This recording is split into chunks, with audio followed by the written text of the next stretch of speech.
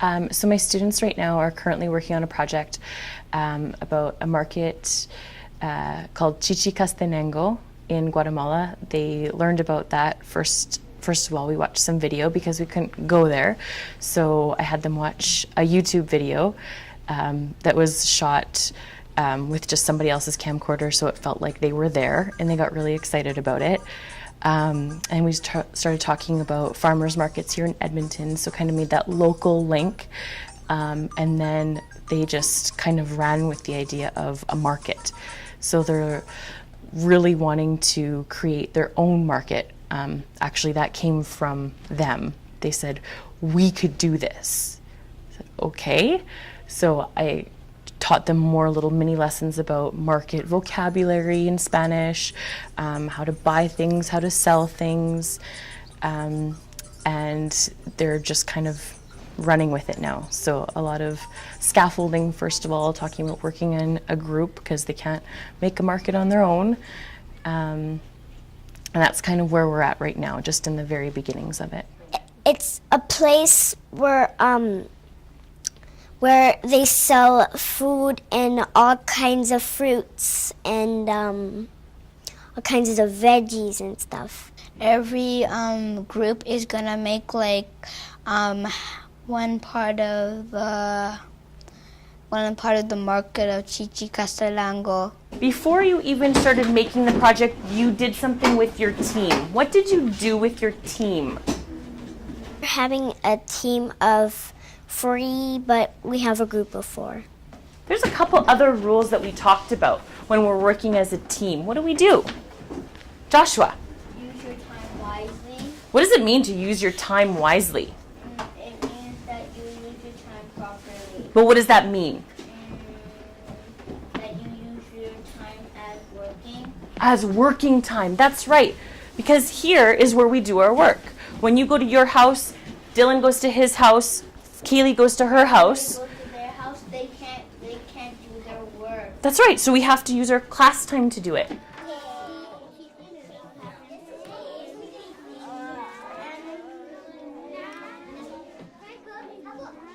We have so far lots of ideas of all the toys we're gonna make and all the materials we're gonna need.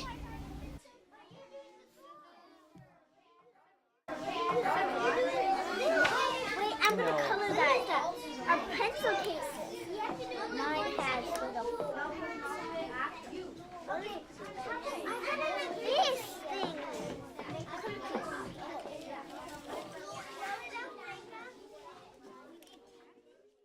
What's your favorite part of this project so far? Project. Project so far. Making the cotton candy. Tell me a little bit about making the cotton candy. You have to actually make it not like actual for real, but make it out of stuff. Materials, you have to make it out of materials and colors and wood. And why are you making it? 'Cause it's part of our project. What are you going to do with it? Do you think you're going to sell it at the store? Yeah, we're gonna sell it.